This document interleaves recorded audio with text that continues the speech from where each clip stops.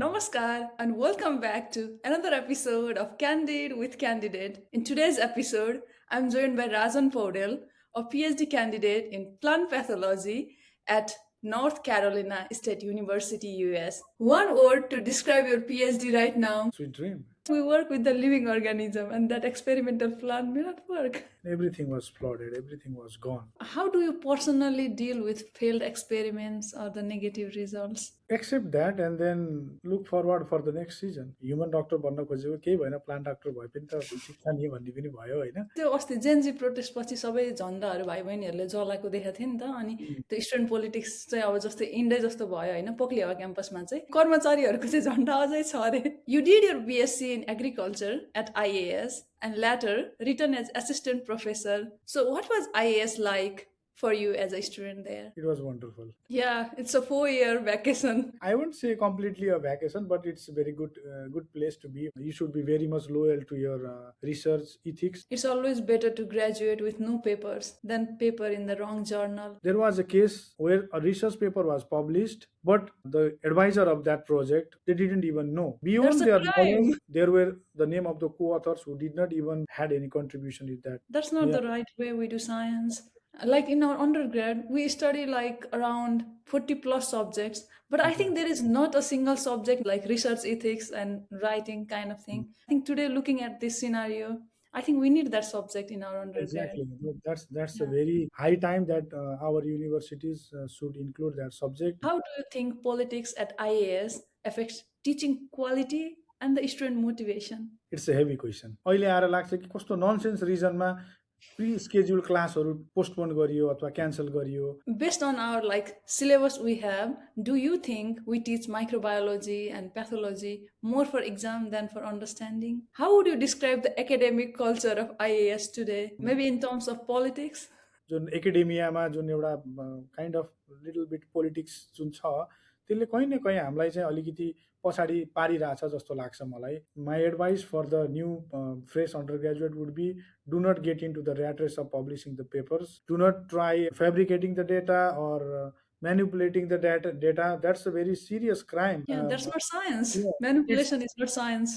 if you don't have field work, you will have lab work, and if you don't have lab work, you will have field work. Namaskar and welcome back to another episode of Candid with Candidate, a series where we talk about PhD life beyond experiments, publication, and academic titles. In today's episode, I'm joined by Rajan Paudel, a PhD candidate in plant pathology at North Carolina State University, US. His research focuses on genomics of foliar pathogen of tomato, especially early blight and Septoria leaf spot, combining genomics, molecular diagnostic, and field-based disease management to support sustainable tomato production. Rajan is also an assistant professor of plant pathology at Tribhuvan University, IAAS, currently on study leave, and he has taught several courses of plant pathology and microbiology and supervised several undergraduate researches. Interestingly, teaching microbiology to our batch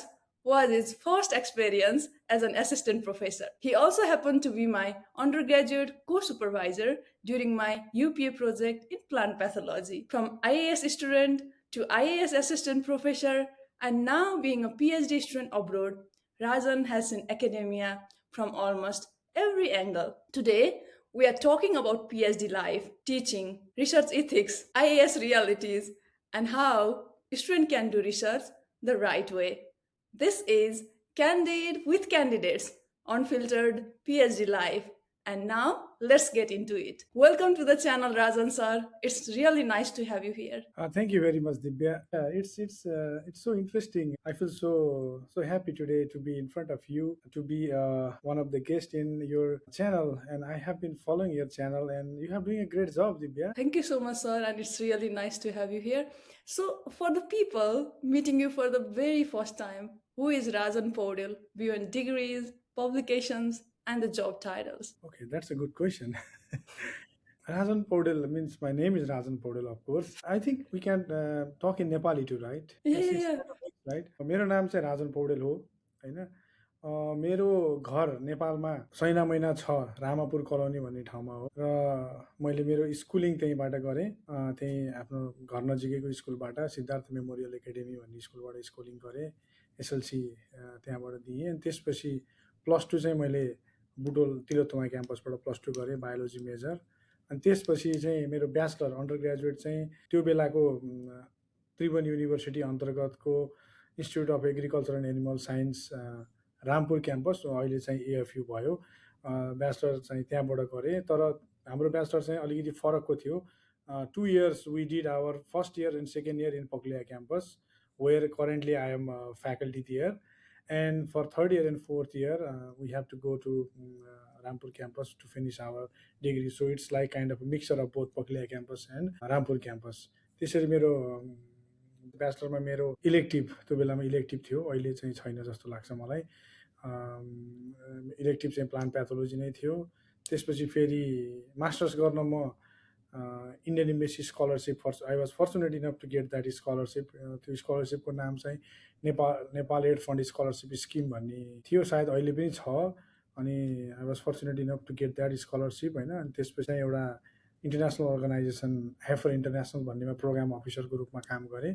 र त्योभन्दा त्यहाँ join गर्नुभन्दा अगाडिको केही महिना चाहिँ म as a contract Stitcher चाहिँ तिमीहरूको ब्याचलाई एग्रिकल्चरल माइक्रोबायोलोजी पढाउन पुगेको थिएँ म होइन। अनि त्यसपछि अनि मैले हेफरमा अलिकति लङ टर्म जस्तो जब पाएँ।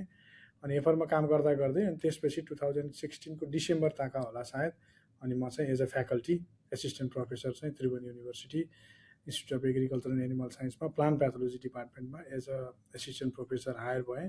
र I was fortunate enough to go back to Paklihawa campus and be the faculty there and teach there. Paklihawa क्याम्पसमा पढाउँदा पढाउँदै अनि मैले फेरि अपर्च्युनिटी पाएर पिएचडी गर्नलाई एनसी स्टेट युनिभर्सिटीमा प्लान्ट प्याथोलोजीमा पिएचडी गर्न आएँ। र अहिले यहीँ छु, म पिएचडी गर्दैछु अहिले। अब भर्खरै मैले पिएचडी क्यान्डिडेसी एक्जाम सकाएँ। So I am on the journey of PhD. Congratulations on passing your candidacy. So, you did your BSc in agriculture at IAAS and later returned as assistant professor. So, what was IAAS like for you as a student there? It was wonderful. Being a student in IAS, that those 4 years were one of the best time I have spent in my life. I think that should be for everyone who did their undergraduate there, or who spent their 4 years of life in IAAS. I think that is a very wonderful part of my life as a student there. I must say that. Yeah, it's a 4 year vacation. I wouldn't say completely a vacation, but it's a very good place to be. Yeah, that's true. So, how did it feel like to walk into the same classroom but as an assistant professor? It's a kind of mixed feeling. धेरै कुराहरू चाहिँ rewind भयो जस्तो भयो होइन। when I went on the same classroom as a faculty there, many it was a kind of mixed feeling, and a lot of things came as a kind of rewind. This time, like when I walked in as a faculty there, I felt more responsible. I felt a little bit load getting into the classroom, because when I was a student, I had a privilege of sometimes bunking the classes also, right? But when I went there as a faculty, it was not like that. And like when I was as a student there, I had privilege, or I could skip some chapters while preparing the exams, right? I can say that, okay, if this question comes, then I can leave that question. Maybe I will lose couple of marks, but still I could afford that. But when I walked in as a faculty, I had to prepare myself completely for that course. Whatever I felt like it was difficult, so I won't deal with that question when I was a student in the exams. This time the other student will also feel the same thing, right? This is a difficult question, so they will come out with the same questions, and I have to be more than ready to answer that question. So it was kind of a little bit weighty, and I had to prepare more for early couple of years. So it's kind of completely different scenario. Yeah, that's true. So, teaching microbiology to our batch was your first experience. What do you remember most about that phase? Okay, that phase was kind of very interesting phase. Interesting in terms that that was the first major responsibility as a job I was taking up, and that was not easy task. You know, it's I was fresh graduate. I had recently done my masters, and then going to the class of the undergraduate students class who were full of energy and who were every time ready with the questions, right? So it was not that easy. I must say it was not that easy, and that I was teaching it for the first time, that course. So I had to work a lot to prepare for that class. But still, I enjoyed every bit of that class, because that class reminded myself as when I was undergraduate, like standing on the same class but on the different side of the class, right? I was in the student side couple of years ago, and then now on the teacher's side a couple of years back, right? So it was so interesting feeling at that time. And the Yeah. most interesting thing I remember about that class is I can see the students from the teacher side doing the same mischievous activities I used to do a couple of years back, right? So that was so much interesting to me. Wow, were you so mischievous, sir? Like every classes will have those kind of students, and I think those students are the part of the class who will make the class memorable for everyone. So of course. Yeah. So, did being close in age and experience to student change how you taught or mentor them? Yes, definitely. Because kind of, yeah, you are right. It's like the close in age as well as in experience. It's just a matter of 2 years or 2 and plus a couple of years. So it definitely had an impact on the way how I deal with the class and how I taught in the class. So I tried to be more as a friend rather than as a senior professor figure. I didn't want to be to project myself as that typical teacher figure in the class. I always tried myself to present or project myself in the class to be like a colleague or a friend, but definitely with certain distance. But yeah, that was a good feeling for me. Yeah, true. So you have taught several courses of microbiology and plant pathology, and which many of the students find it very difficult subjects.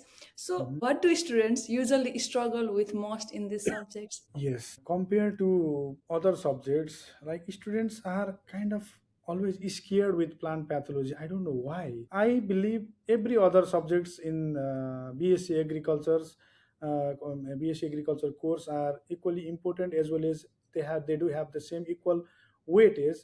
But I don't know why students always found that course, especially the course of plant pathology, a little bit difficult. I mean, the student used to share me every time we are scared of these subjects or something like that. But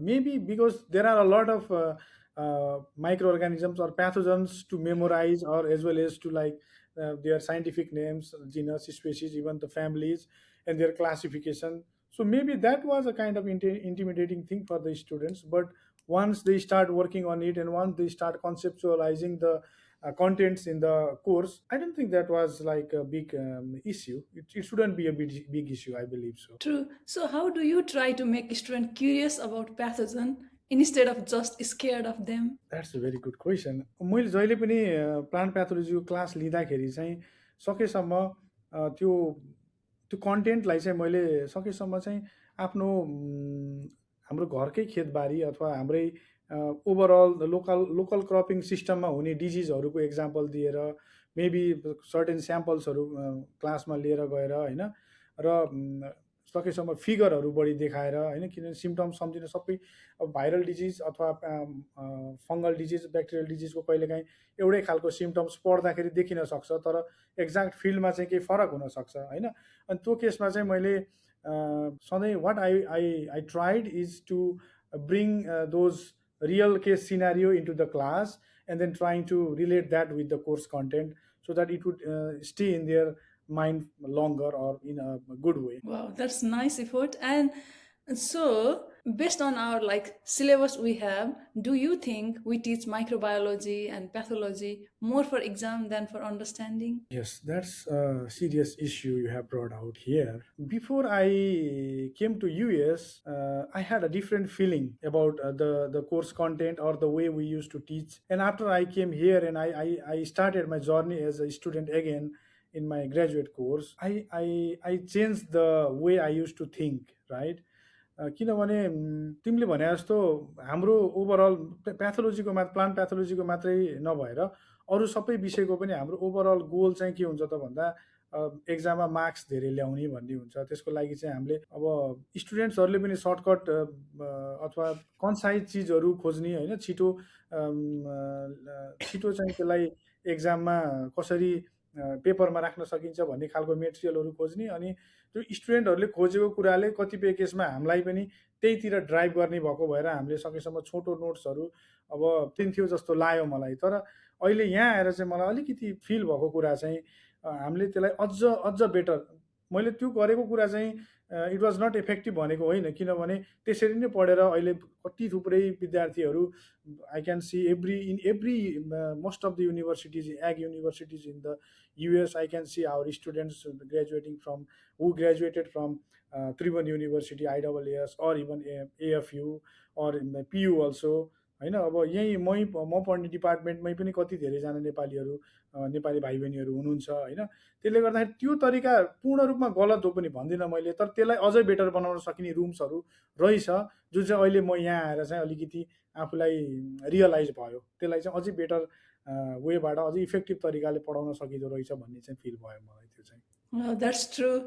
And we hope the future student will get like better knowledge and information from the experience and knowledge you have gained abroad. Let's hope so. Yeah. Definitely, I'm looking forward to it. Like once I Yeah. finish my course here, and then again, when I will resume that thing, my effort will be to share whatever I learned here in a different environment, and reflect the knowledge what I gained here in terms of like pedagogy, teaching way, all these things. Definitely, that will be my effort. Yeah. And that would be very useful for Nepal. Yeah. The So agriculture sector of Nepal.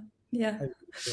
So you have experienced IAAS both as student and assistant professor. How would you describe the academic culture of IAAS today? Maybe in terms of politics?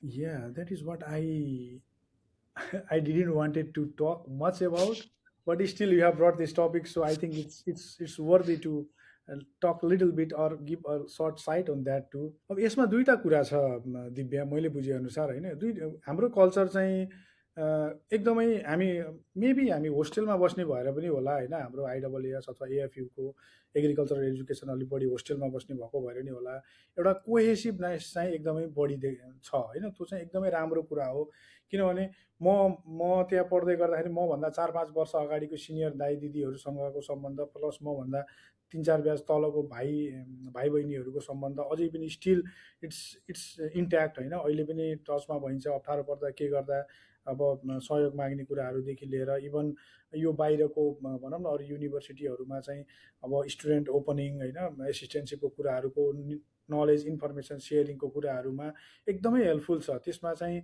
I must say that's a very good thing होइन।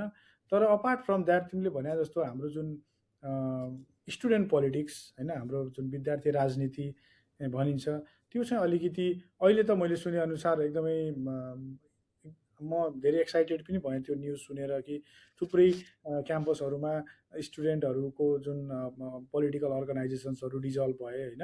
त्यो त्यसलाई भन्नाले जुन जुन political awareness थियो त्यो पूर्ण रूपमा गलत पनि होइन होइन, म त्यसलाई पूर्ण रूपमा गलत पनि भन्दिनँ, तर त्यसलाई चाहिँ कसरी अगाडि बढाउने भन्ने कुरामा चाहिँ हामीमा अलिकति एज अ स्टुडेन्ट होइन, हामी स्टुडेन्ट हुँदै गर्दाखेरि पनि केही न केही चाहिँ बुझाइमा कमी हो जस्तो लाग्छ मलाई।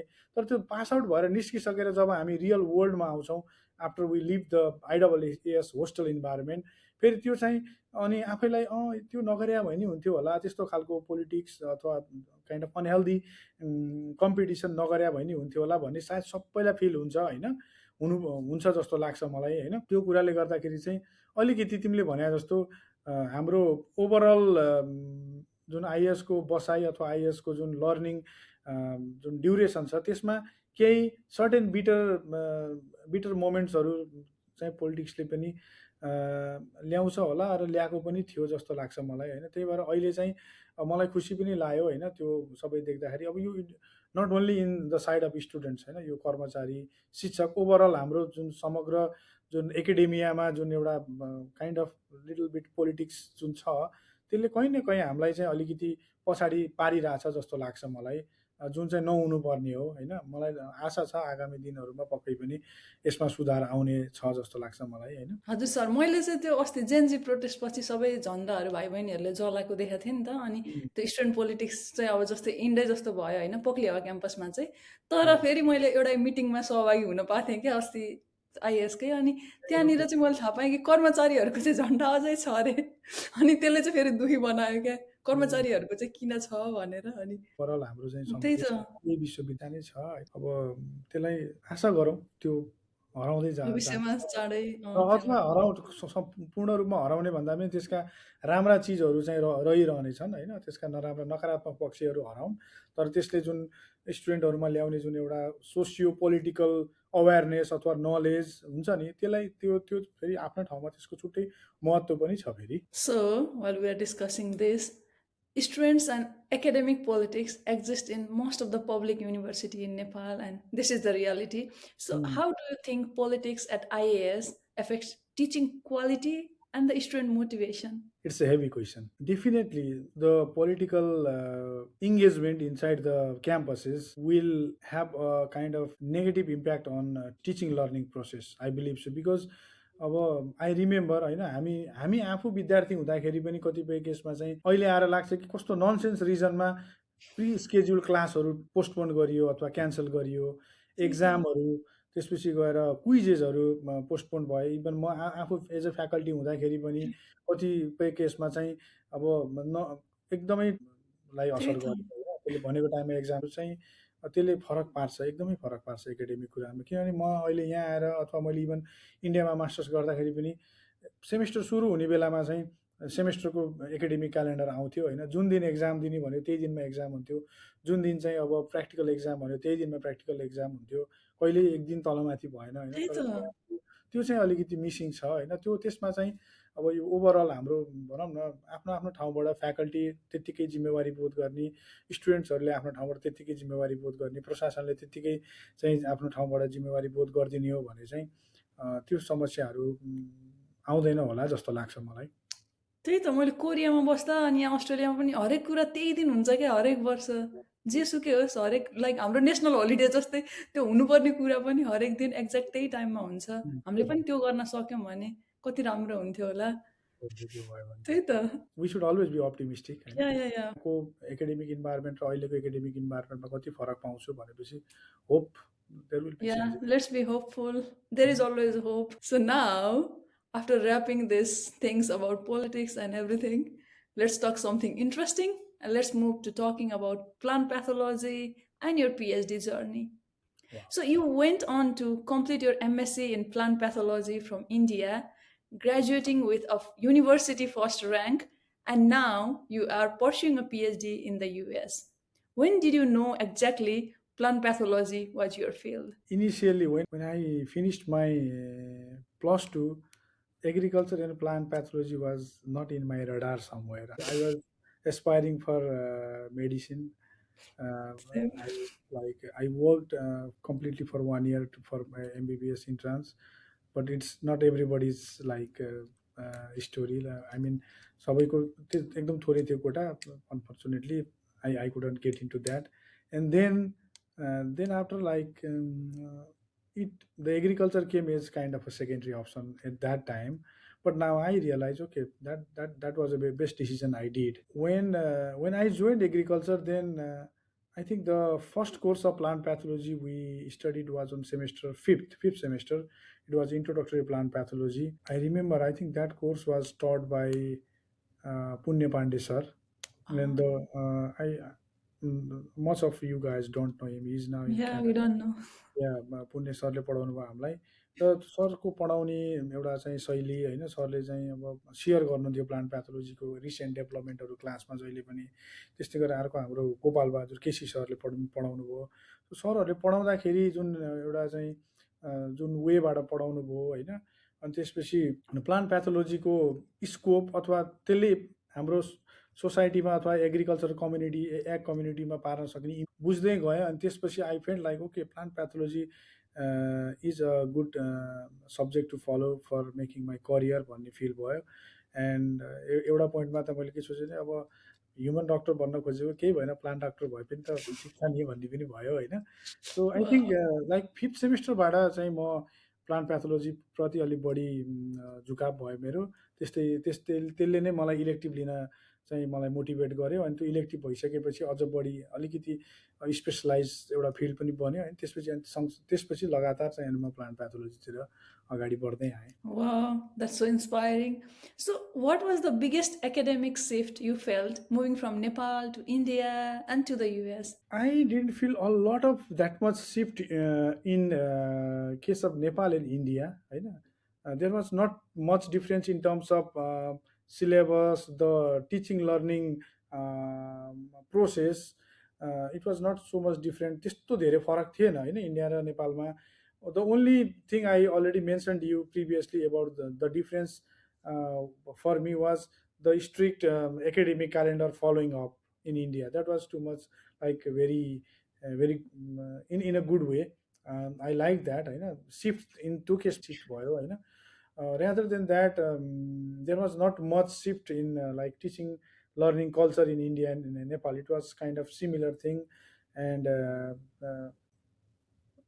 moving to US, and like when I started graduate school here, it was a huge shift for me. The major reason for that is like I started my PhD like after 7 years after finishing my masters. Maybe that might be one of the reason for a little bit of shift, the shift you are talking about. And another thing is the academic environment here. So हाम्रो पढ्दाखेरिको academic environment र म अहिले यहाँ युएसमा आएर PhD गर्दाखेरिको academic environment धेरै फरक छ होइन। अनि फरक चाहिँ अब धेरै कुराहरूमा फरक छ। हामीले अब क्लास लिने कुराहरूदेखि लिएर होइन प्र्याक्टिकल क्लासेसहरू जुन ल्याबको क्लासेसहरू, त्यसपछि गएर ल्याब होइन ल्याबको इक्विपमेन्ट्स, त्यसपछि the depth of the research that has been done here होइन, the depth of the plant pathology, applied plant pathology which I am working on, त्यो जुन डेप्थमा मैले काम गर्न पाइरहेको छु होइन, त्यो सबै हेर्दा चाहिँ ठुलो सिफ्ट हो मेरो लागि। जस्तो फर इक्जाम्पल मेरो मास्टर्स चाहिँ अब राइसको सिडबर्न इनोकुलमको बायोलोजिकल कन्ट्रोलमा थियो होइन, बेसिकली ल्याब बेस्ड काम थियो। अब त्यहाँबाट म एकैचोटि पिएचडीमा आउँदाखेरि it was a huge jump in the case like मेरो मेजोरिटी अफ काम चाहिँ यहाँ आएर जिनोमिक्समा भयो होइन, बायो इन्फर्मेटिक्समा भयो है। अनि त्यसले चाहिँ अब एकदमै च्यालेन्जिङ भयो कि त्यो मेरो लागि, किनभने मेरो ब्याकग्राउन्ड थिएन, बायो इन्फर्मेटिक्सको ब्याकग्राउन्ड थिएन होइन। अनि एकैचोटि चाहिँ अब फेरि यहाँ आएर रिगोरस क्लास असाइनमेन्ट है, त्यसपछि एक्जाम। अब तिमीलाई थाहै छ होइन एकदमै रिगोरस हुन्छ नि त क्लासहरू यहाँ। अब मैले अहिले यहाँ पढेको युनिभर्सिटीको डिपार्टमेन्टमा चाहिँ अब प्लान्ट प्याथोलोजीको कोर कोर्सेसहरू पढ्नै पर्ने कोर्सेसहरू हुन्छ होइन। सो अब सुरुमा त मलाई गाह्रो नै भयो, फेरि स्टुडेन्ट जस्तै भएर एक्जाममा बस्न, एक्जाम एपियर गर्न होइन, त्यसपछि अब उयो नोट लिएर पढ्ने होइन। अब त्यो एउटा टिपिकल स्टुडेन्ट को इन्भाइरोमेन्टमा आफूलाई फिट गर्न केही सुरुमा च्यालेन्जिङ नै भयो। तर पछि अब म एकाडेमियामै भएको हुनाले I quickly like shifted on it. तर यहाँ चाहिँ एउटा जुन रिसर्चको फेसिलिटिज होइन, त्यसपछि मेन्टरसिप, मेजर कुरा चाहिँ मेन्टरसिपको कुरा पनि छ यहाँ होइन। तिमीलाई नजानेको कुराहरू त्यो ल्याबमा पोस्टडकहरू हुन्छन्, रिसर्च स्कलरहरू हुन्छन् होइन, उनीहरूसँग गएर तिमीले उतिखेर तिमीले त्यसको चाहिँ अब सल्युसन पाउँछौ होइन। त्यसपछि गएर जुन एउटा आफ्नो प्रोजेक्ट छ त्यो प्रोजेक्टलाई के गर्ने, कसरी अगाडि बढाउने भन्ने कुरा पहिल्यै होइन रेगुलर ल्याब मिटिङ्सहरू हुन्छ होइन। मलाई त्यो केसमा Yeah, चाहिँ that's true. Shift Having a supportive supervisor and mentorship plays a huge role in the PhD definitely, journey. definitely. And I am very fortunate enough to have a very good committee, my supervisory committee. त्यसले गर्दाखेरि चाहिँ so far so good भन्छु मैले। Yeah, same for me. It's a nice environment here.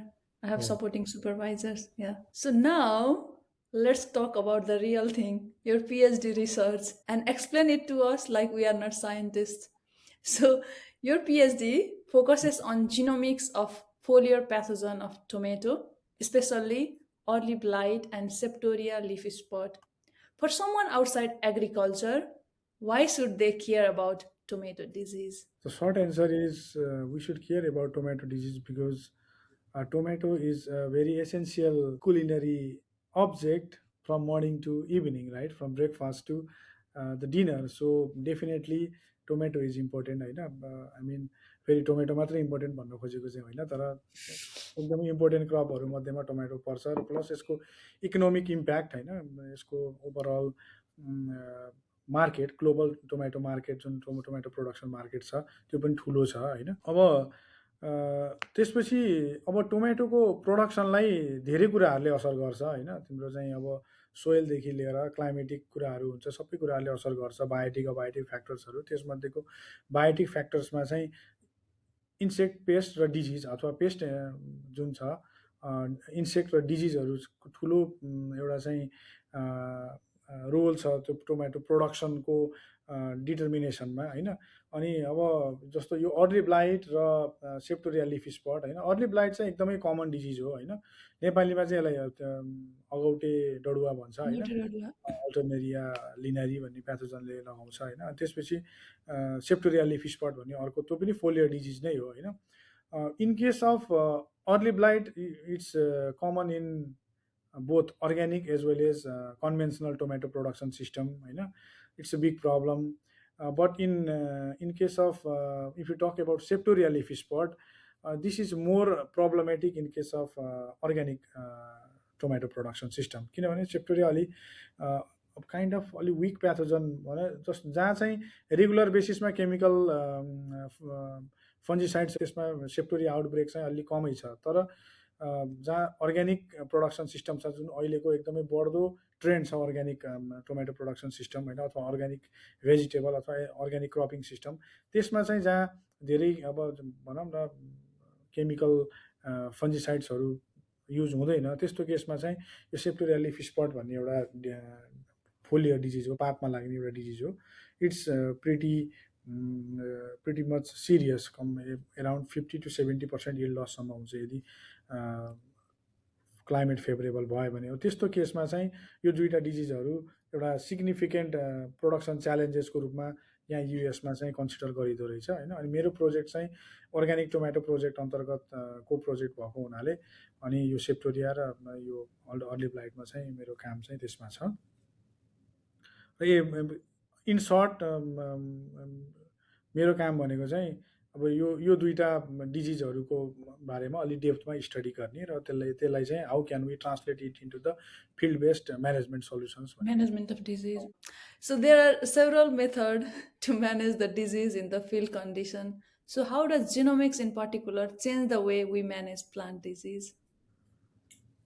This is kind of more of a scientific question. The genomic knowledge about certain pathogen is always necessary to understand is very much a key point to understand about the host pathogen interaction, and how does that pathogen interacts with the host in terms of symptoms development and then overall plant collapse, होइन, कसरी गर्नलाई, होइन, genomics of that pathogen is pretty much important। र until now Alternaria linariae भन्ने pathogen जुन early blight गर्छ टोमेटोमा, त्यस्तै गरेर Septoria लाइकोपर्सिसाई भन्ने जुन सेप्टोरिया लिफ स्पट गर्छ, त्यसको चाहिँ होल जिनोम चाहिँ पब्लिस थिएन, होइन। र मेरो प्रोजेक्ट चाहिँ त्यसको होल जिनोम एसेम्ब्ली गर्ने पनि हो, होइन।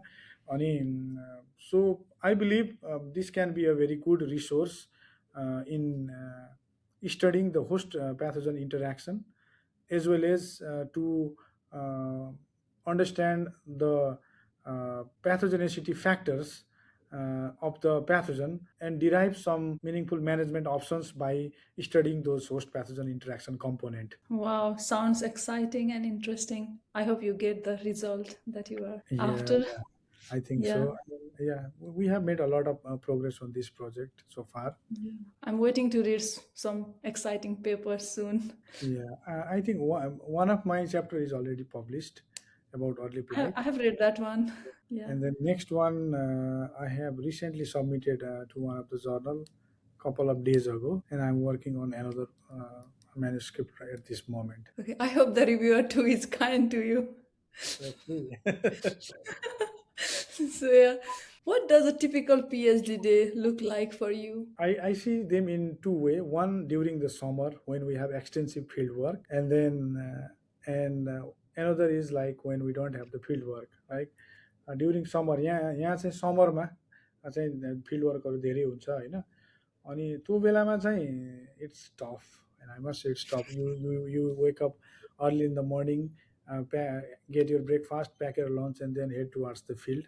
And field is little bit far, the organic growers field, and drive like maybe 1 or 2 hours to reach there, and then it's like around 35 plus degree Celsius heat in the afternoon, and you have to work there. You have to transplant the seeds by yourself, and then you have to stake the tomato plants, and then take the readings, harvest the tomatoes, and then do weighing. So it's full labor work during the summer. When you get back at home in the evening, you feel I can completely tired. imagine. You can understand it very well. And most of the ag students here, we have field-based research will very closely relate with these things experience. And after that, like when you don't have field work, then you have lab work. If you don't have field work, you will have lab work, and if you don't have lab work, you will have field work. And among these things, you have in the classes too, right? So when we don't have field work, you normally you wake up, have a breakfast, and you go lab it around 8, and you might have classes होइन classes लिनु पऱ्यो त्यसपछि क्लासेसहरू सकिएपछि त्यसपछि lunch त्यहाँदेखि त्यसपछि अनि आफ्नो क्लासको बिचको टाइममा आएर आफ्नो एक्सपेरिमेन्टहरू ल्याबमा रन गर्नु पऱ्यो गर्दा गर्दै कहिले अब 4-5 वर्ष कहिले त्योभन्दा ढिलो पनि हुन्छ कहिले विकेन्डमा आएर पनि हेर्नु पऱ्यो होइन so it's pretty much intensive नै छ यहाँको पिएचडी मेरो एक्सपिरियन्समा होइन त्यो अरूलाई नहुन पनि पायो होइन अरूलाई अब अलि थोरै सजिलो पनि हुनसक्छ अथवा योभन्दा अझै गाह्रो पनि होला तर मेरो एक्सपिरियन्समा चाहिँ प्रिटी मच इन्टेन्सिभ छ कोर्सहरू चाहिँ तर अलिकति आफ्नो कोर्सहरू सिद्धिसकेपछि चाहिँ अलिकति थोरै आफूलाई अब राइटअप गर्ने यताउता गर्दा थोरै थोरै रिलिफ हुनसक्छ तर I must say it's pretty much intensive Yeah, that's true. It differs according to the research. How do you recharge the PhD brain? For me, the best way to, kind of get relief from all the stress is cooking. I like cooking. त्यही भएर म Wow. चाहिँ अब long day अथवा फिल्डको काम गरेर आएर होस् अथवा एक्जामको स्ट्रेस होस् त्यो स्ट्रेस रिलिभ गर्न चाहिँ म कुकिङ गर्छु मलाई कुकिङ गर्न मन लाग्छ त्यही भएर मलाई एउटा चाहिँ आफूलाई रिचार्ज गर्ने एउटा गुड अप्सन भनेको चाहिँ कुकिङ हो र समटाइम्स म यहाँ अब यो कम्युनिटीमा साथीहरूसँग क्रिकेट पनि खेल्छु होइन त्यसरी Wow. आई रिचार्ज माइसेल्फ एन्ड अर्को इम्पोर्टेन्ट कुरा चाहिँ अहिले अब छोरीहरू छन् होइन गयो बेलुका गयो छोरीहरूसँग खेल्यो त्यसले पनि तिमीलाई रिचार्ज गर्छ I think we wrapped up about the PhD journey and your experience overall. So now let's go back to your undergraduate research mentorship journey as an assistant professor there. So you have supervised undergraduate research projects, including UPA project. What do undergraduate students most commonly misunderstand about research? I won't say misunderstand, but I think it's all because of their curiosity towards the research. I won't say misunderstanding there, but I think the UPA research duration is very short, but there is a tendency of students who want to do a lot of things in that small period of time. That is what I have felt. Like whoever students came in our department as a UPA, like you and many other students, they come with very huge energy. I like that, but the constraint is the time constraint, and the resources we have back in Nepal. So त्यो एनर्जीलाई चाहिँ मलाई अहिले कस्तो fill हुन्छ भने त्यो स्टुडेन्टको त्यो एनर्जीलाई support गर्ने खालको हामीसँग चाहिँ रिसोर्स हुन्थ्यो भने कस्तो राम्रो हुन्थ्यो होला जस्तो फिल हुन्छ मलाई होइन अनि मिसअन्डरस्ट्यान्ड भन्दा पनि अलिकति अलिकति ओभर एक्सपेक्टेसन हुन्छ स्टुडेन्टहरूमा युपिएको रिसर्चबाट द्याट्स भेरी गुड अल्सो होइन त्यो चाहिँ एउटा इग्नाइट भएको स्टुडेन्टलाई चाहिँ रिसर्च प्रति एउटा इग्निसन हो त्यो होइन अनि त्यो वास्तवमा युपिएको पर्पज पनि त्यही हो स्टुडेन्टलाई अन्डर ग्रेजुएटबाट नै केही कुरा खोज्न सिकाउने अथवा केही कुरा क्वेसन गर्न सिकाउने एउटा अब्जेक्टिभ हो नि त त्यो होइन र त्यो सानो एक सेमेस्टरको टाइममा पनि स्टुडेन्टहरूले कस्तो राम्रो राम्रो प्रोजेक्टहरू गरेको हुन्छन् होइन I remember your project in your UPA right you're screening multiple lines for bacterial blight resistance in rice that's a very good project I mean त्यो प्रोजेक्टलाई अझै अगाडि बढाउन सक्ने थुप्रै अब एभिन्युजहरू थिए होइन। त्यस्तै अब म यहाँ आउनभन्दा अगाडिसम्म पनि थुप्रै स्टुडेन्टहरूले कस्तो राम्रो राम्रो कामहरू गरेर कतिपय स्टुडेन्टहरूले पब्लिस पनि गरिसक्नुभयो होइन। So it's good thing. So, what separates a student who is research ready from who isn't? I think the question that they have in their mind. That's the major thing that separates from. I'm talking about undergraduate students. I know Yeah, yeah, yeah. what kind of question they have in their mind, or do they actually have the question or not. That separates a real research ready student and research not ready student. The duration of time in which we do that UPA is like really short, right? So, Mhm. how early should student realistically start research if they want to pursue like higher studies and also the research? I think it's always better to think about the questions or think about the science होइन। जस्तो for example हाम्रो सिलेबसको सिनारीमा हेर्दा जस्तो first year र second year होइन। First year र second year चाहिँ हाम्रो एकदम foundational कोर्सहरू हुन्छ होइन। त्यसले एउटा हदसम्म it it it prepares the students for that question होइन।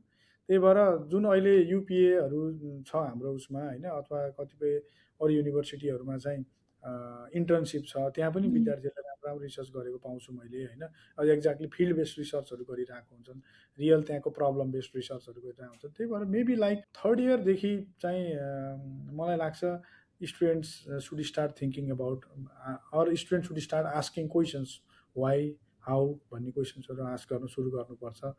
त्यसले चाहिँ अनि बिस्तारै चाहिँ उसलाई चाहिँ प्रिपेयर गर्दै लान्छ लङ टर्म रिसर्च क्वेसन्सहरू गर्नको लागि जस्तो लाग्छ मलाई। Yeah, that's a nice advice. So now we'll talk about the publishing pressure and also about research ethics. So unlike our time when we were doing undergrad, there is increasing pressure on students to publish very early in their undergrad, sometimes even in their first semester. And I heard that some students they publish their review papers basically because in the first year they will have nothing to publish anyway. So in and they end up publishing in like low quality or some predatory journals due to the pressure. So from your perspective, what concerns you most about this practice? That's a very important question. I think it's always better to have research papers. It's always better to have your involvement in research and then publishing that research. It's always better. Like it will prepare you for your higher studies, definitely. But one thing I have felt like, especially in the recent undergraduate students, what I have felt is I don't know how, but they believe that the faculties or the professors here in the US or Australia or some other countries typically look for the research paper while selecting the students. I think that's not the That's truth. not true. From my observation, it's totally my personal observation. In my personal observation, I don't think that any professors here will look for research paper publications on the fresh undergraduate student. What they look is, do they have analytical mind to think like analytically on certain subject matter? Do they have good writing skills? So it does not necessarily mean like publishing a research paper. It can be an op-ed article, or it can be just a simple article of the newspaper article, or any article that can be published on like the books that are released from the like Yeah. From newsletters. IAS or Yeah, yeah, yeah, new newsletters yeah. also. So I think there, I don't know how that thing is established back there in Nepal, but no, I don't believe any professors who are looking for undergraduate to hire them as a graduate student here will specifically look and count that, oh, okay, this guy has 5 research papers and this has none, so I think I should go with this. I don't think so. Nobody will evaluate the applicants in that way. So as I already told, it's better to have publications, but it's, I believe it's better to have no publications than to have the publication in In the uh, wrong ones. in wrong ones or predatory journals. And Yeah, I true. think there is I have also noticed in a couple of years or recent time that there is a tendency of producing papers in not so good quality journals, so that will in fact that will impact you negatively, I believe so. Because if you have a CV and if you have submitted CV to certain professor, and then there you have mentioned those articles, and then Complications. definitely if the professor cross checks for that article and then sees that okay, in this journal or this, or see the Yeah. quality of the paper, then that will be very much A detrimental serious for you. problem. Yeah. It's really. So I suggest like undergraduates, fresh undergraduates back in Nepal, that don't get into the rat race of getting the publications in um, Questionable journals. Yeah, journals. Yeah. questionable journals. So try Yeah. to first ask yourself that does my work is worthy enough to be published in a good journal Yeah. or not? Yeah, because you have done that work, you can understand. And maybe the supervisors under whom they have done that work can also suggest them that okay, this journal, this work can be published on this kind of journal, or maybe we have to work more to make it more publishable. So maybe we will work it more, and then we will discuss and then publish it later on. So I think that's the major part at this moment. So as I told you, uh, my advice for the new fresh undergraduate would be, do not get into the rat race of publishing the papers. It won't make your CV any better. Just try to give your best in your academic performance. And then if you are interested in writing, you can write op-ed articles or newsletter articles, or you can write your make a blog, your blog, and then you can write and upload it on your blog, and then you can give the link of that blog to your potential supervisors or potential prospective professors for review, or you can just tell them that okay, I have written these articles in these fields. Maybe you could have a look if you want to know my caliber in writing more. You can go follow that approach also, I think so. I have also seen a very good quality papers from undergraduates also. That's So true. yeah, I have seen very good quality papers from undergraduate research, undergraduate students in very good reputed journals also. So it doesn't mean like everyone are on that rat Yeah. race. True. So I suggest choose your project in a very wise way. Work for that very loyally. Do not try fabricating the data or manipulating the data. That's a very serious crime. Yeah. Um, That's not science. yeah, it's Manipulation is not science. yeah, it's not discussed too much in our context back in Nepal, but that's a big crime. In many cases that can be seen, right? So Yeah. it's not good. So be loyal to your project, and then and don't worry if it is not published. Then don't worry. Nobody expect any undergraduate student to publish 10 research papers or review papers, and in fact, review papers are not that easy things. I think review paper needs a very good depth of knowledge on that particular subject matter on which you are writing a review paper. Like sometimes I see like there's a review paper on one topic, and then you will see like in the reference section you will see maybe 20 papers. Like looking on 20 papers and writing a review paper, It's I, not I easy. personally I Yeah. think it's not worthy. So you should spend quite a time. You should do a lot of research.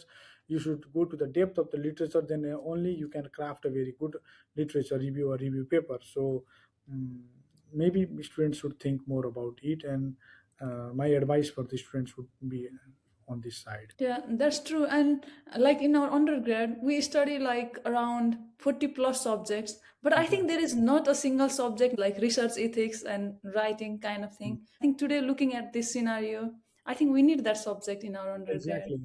That's a Yeah. very high time that our universities should include that subject as early as possible. Yeah, in the Because first semester. yeah, yeah, from the first semester. Because a couple of months ago, we had a discussion, like me and other faculties in IAAS were discussing about the issue. There was a case where a research paper was published, but the project supervisor or the faculty who was who was the advisor of that project of those students, they didn't even know that this thing is Wow, published that's a crime. beyond their knowledge. And it happened for me also in one case. And beyond the knowledge of the advisors, that project who was supervised that by that advisor, that project was published, and there was no name mentioned of that advisor. And according to like those colleagues whom we interacted, there were the name of the co-authors who did not even had any contribution in that in that project. So I think that's not good in my perspective. That kind of thing should not be promoted, should not be continued. It is a very serious act, and you should be very much loyal to your research ethics and publication issues. Yeah. It's always better to be in touch with your advisor and seek their guidance, and then decide the journal and then publish. It's always good to publish, but be careful while publishing. Yeah, it should be ethical. That's not Yeah, the right way we do science. exactly. Yeah, Yeah, I think we should start teaching the research ethics courses very early, I don't. and I think the one of the reason for this is lack of awareness also, because we haven't taught those kind of research ethics things. We have not discussed it more as much as we should be discussing. Maybe there's something big area of improvisation in the faculty side too, and the institute side too, and as well as from the student side too. I don't know who should we inform to bring that course to our syllabus, but maybe you can contribute to it. Yeah, Do you I get am in answer? talk Yeah. with some of the personnel in IAAS, like the academic deans and campus chief about this thing. Hopefully, we will get the results soon. We will include Yeah. that course. It's really important. Like that has to be in the syllabus, and these things should be taken seriously. Exactly. Otherwise, like it will be questionable, to the Mhm. students applying for study abroad later in the future. This will like set a image, Mhm. like bad Exactly. image of the students Mhm. graduating from our institution. So it's Oh, really like this has to be taken seriously. exactly. So who should be responsible for protecting students here? Supervisor, institutions, or both? It's a very collaborative thing, Divya. I believe so. It's responsibility of the students, it's responsibility of the supervisors, and it's responsibility of the institution. So, responsibility of the institution in the mean. What I mean by saying the responsibility of institution means they should have certain courses to be taught in undergraduate about the research ethics, as well as they should be, because it's published in the name of the institution, right? Your Yeah. affiliation is that institution, so it's there is a big role of institution in making some certain rules or certain criteria for those things. And definitely for the from the supervisor side also, you should be vocal about the research ethics, research malpractices, and then research environment. All these things, supervisors should be um, talking about these things every now and then with their students, as well as the students should also be responsible for that. That's true. It's always better to graduate with no papers than paper in the wrong journal. So, yeah, Exactly. this is the conclusion from our Exactly. previous Yeah. talk. So, now let's talk about how to publish in the right way. If an undergraduate genuinely wants to publish, what should the right pathway look like? I may not be a very expert in this area of giving the suggestions, because I am also a student here and I am also learning a lot of things, right? So, but whatever I have learned is that if anyone in back in Nepal, undergraduates want to publish, uh, the main thing is how you should access the weightage of your research. How good is your research, or how impactful is your research, right? It starts from the very beginning while designing your project. So you should design your project in such a way that it has a certain impact on the scientific community. So, and it should answer the major questions related with that project, and then you should execute in the field very well, in with proper guidance from the supervisor or the committee members. And you should be very honest with the data. Should be very honest with the data. There are a lot of like check and balance in analyzing the data and all those things. So you should like be very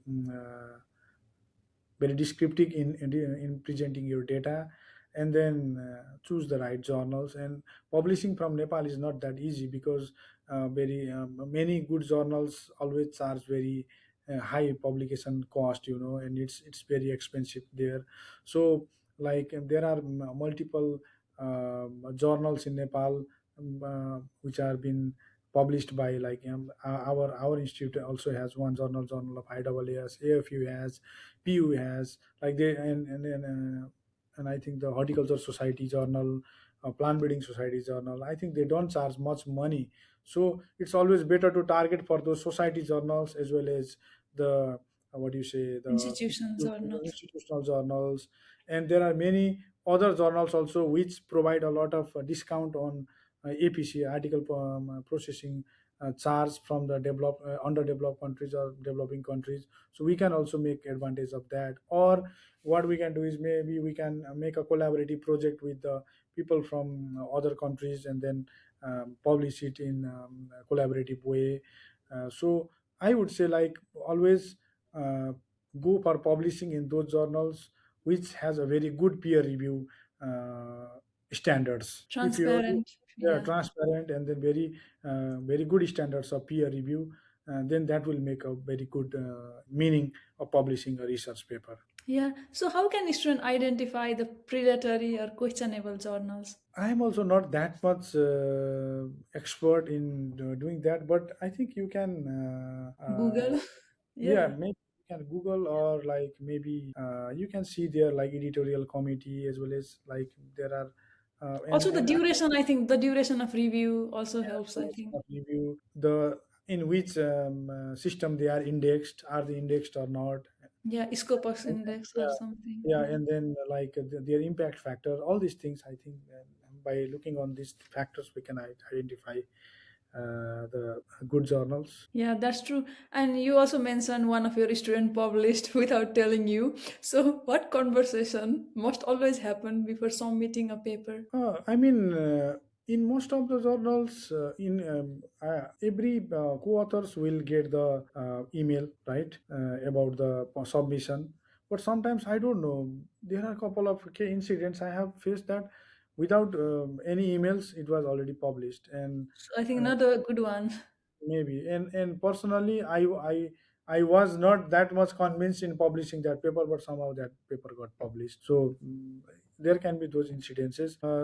The team who did that research should always be in close communication while preparing the manuscript and then submitting for the peer review. There should be a very good consensus among the people who are involved in that project.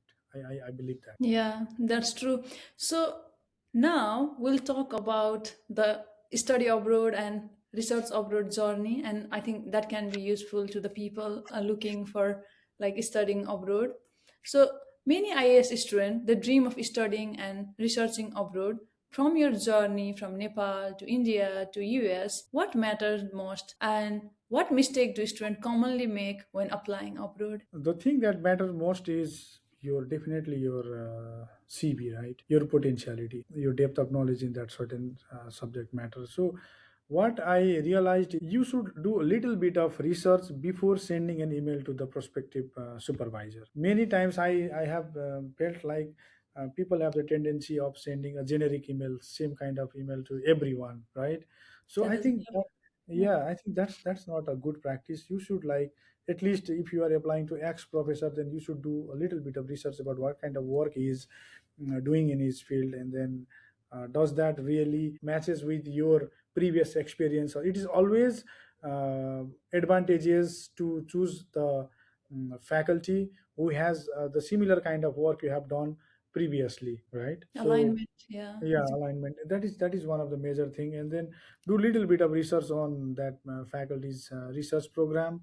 And then don't write generic emails. I think you just do little bit research and then write your email tailored in such a way that you are really interested in his program because you had some background in that. I think little bit of the background on that subject matter is a very good hook to pull for that faculty or that assistantship opportunities, I Yeah, think. that's true. And how important is emailing potential supervisors early, especially in case of US? That's very important, I think. Here, everything, the assistantship depends upon the project funds available, and in many cases, there can be departmental funding also. But it's always advantageous or better to email them in advance and show that you are really interested in that program, and also try to be descriptive in your email that why you are interested in that program. Don't just say like I'm interested in your program. You should say that why you are interested in that Right. program, and then ask them that is there any assistance available. In many cases I have seen like if certain ex professor does not have fund at that time, and he can recommend Recommend, yeah. to reach out to another professors also, right?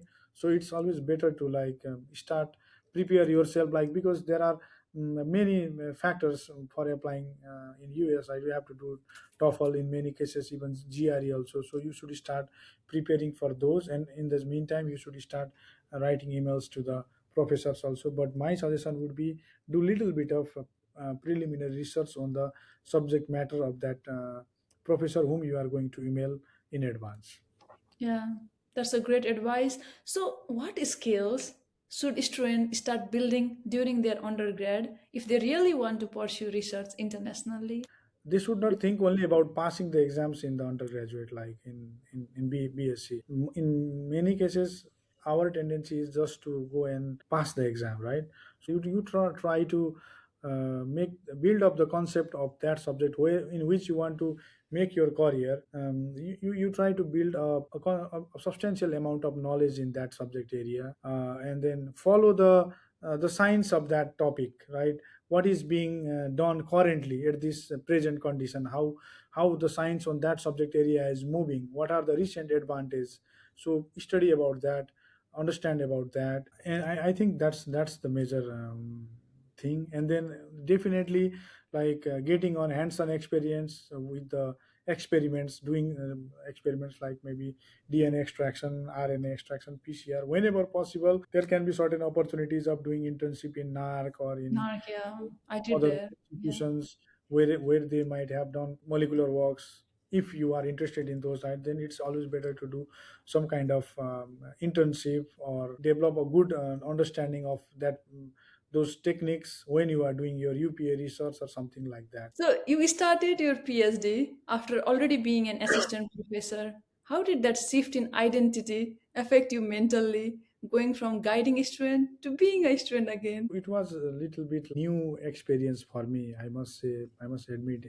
In the beginning, like although I was in academia in the middle, when before joining my PhD also, but I was as a you said I was guiding the students, but Yeah. now it's totally different. I was here as a student, so it took little bit time for me to like adjust that thing in for myself, because it has been a long that I had not sit in the close exam hall and give the examination, right? So all these things were in the beginning, it was little bit challenging for me, learning a lot of new things, and to hold all those things in mind was also not that easy in the beginning. But later on everything gets sorted out. It's a natural phenomena, I think. Yeah. Newton's law of motion, like everything wants to be in a certain state, right? Either in rest or in Just uh, emotion. Yeah. in motion, unless any external force is applied. So this PhD was an external force for me to start kick start my journey. Well said. So, what was the biggest academic shock in your first year of PhD? Yeah. The biggest academic shock was like I was in a class. I think it was the class of bacteriology or something. It was very first class, either bacteriology or something. I was not expecting that someone would make me stand up and ask the question. I was just casually in the classroom, and then the faculty who was teaching that course just said, "Okay, Rajan, can you stand up and answer this question?" I was like, "Oh my god!" Did you But for answer? me, that was something the question was something that I knew and I answered it.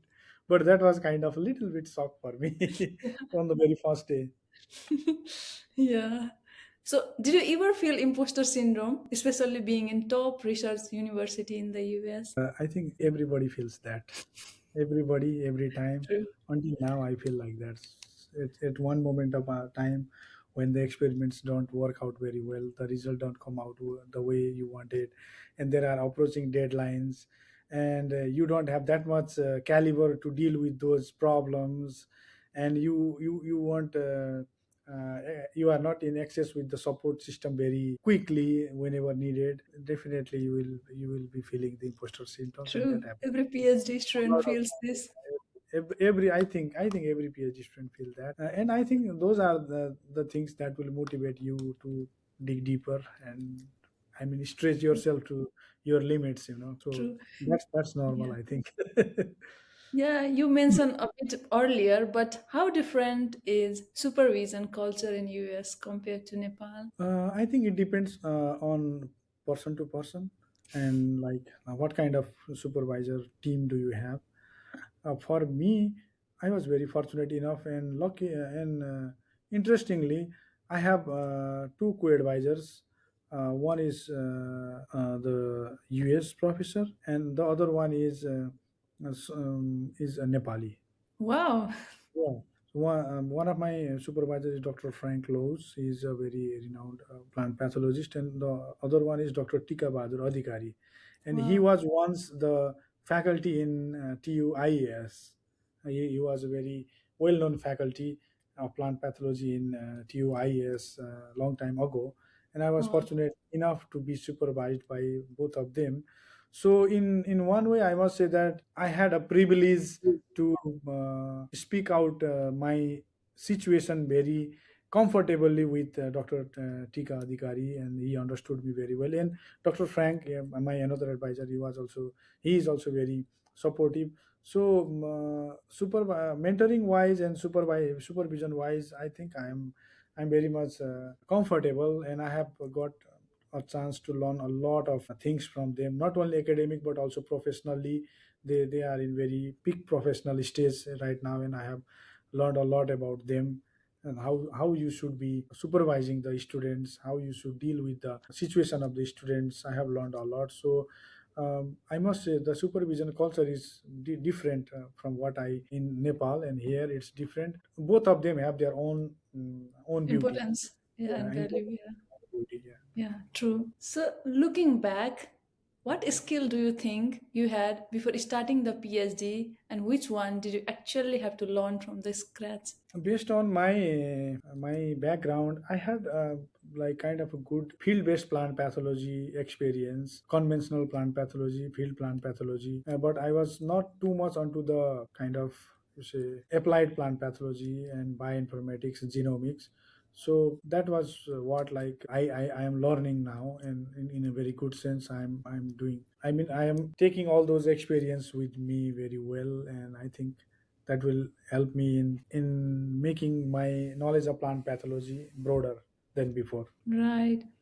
So, what has been harder, generating good data or turning that data into a publishable story? Generating data is somehow like if you have a good solid experimental plan, if everything goes well with that experimental plan, I think generating data It's not is hard. not that big thing, I believe. So if you follow the project plan, but definitely I think turning that data into something story or picture that is interesting and publishable is like kind of I won't say harder, but it's something, it takes effort. But we work with the living organism, and that experimental plan may not work. Yeah, I know. I already told that if everything goes as you plan, because last year I had a field experiment, and we had a very big flooding here in the area where there was my experiment, and everything was flooded, everything was gone. So that is not in your hand. So Yeah. in that case, generating a data is also a big problem, challenge. But I think it's all about how well your plans are for that experiment. And as you said, it's a living thing. There can be some problem, but you do the experiment and then you get the data, at least whatever data, but you will get the data, right? Yeah. But making it into a story is another big thing. Yeah, true. So you told there was flooding, so that must be a frustrating moment, right? Yeah, So definitely. how do you personally deal with failed experiments or the negative results? Accept that and then look forward for the next season. Or True. yeah, that's the thing. You don't have any other option. Just accept that it was not in my Yeah. control. I did whatever I should be done. I did that, but something happened. So accept that and then move forward for the next season. Get maybe you look for the weather, look for the forecasting for the next year, and then plan accordingly. And maybe you can choose another field, just move forward and plan for the next thing. That's the way I believe. True. Yeah. I think that's a great advice. Now we'll talk about work-life balance and mental health during the PhD. Do you believe in work-life balance during a PhD, or is it just a myth? I do believe, but sometimes it comes out to be a myth, True. uh, yeah. And especially in my case, with the family and the kids, sometimes it's challenging, but still things get managed. Yeah, work life balance is a very important thing, and it highly depends upon how you organize the things. How proactive are you with the projects? How proactively you do the things, or you wait until the deadline? What's your tendency, right? Those kind of things also affect a lot about the work life balance. But definitely, life is not only PhD, life is not only experiment, life is not only the science. There's life beyond all those things. There's life Yeah, beyond. beyond PhD and after PhD. Yeah. Yeah. So it's very equally important to take care of yourself also. However, it's challenging, but you should find your time for yourself, family, and the experiment. You have to balance it. What does taking a break look like for you? Most of my experiments were done in one of the research station, which is kind of a 4 hours drive from here. It's on a mountain, beautiful mountain. So taking a break for me at that time, when I was on my peak experiment time, during the weekends I used to go for a hiking, Wow. and that was like taking a break. And sometimes we all our family, we go for a trip. That's also a break. Short break means I go and cook the food. That's my short break. Wow. That's the most important one. Food makes us happy. Yeah. Exactly. We can Yeah. see a lot of your Instagram stories with food. I think you also Yeah. enjoy. I don't know. You enjoy eating food or you enjoy making food, Both or are both. both. Cooking and eating both. Yeah.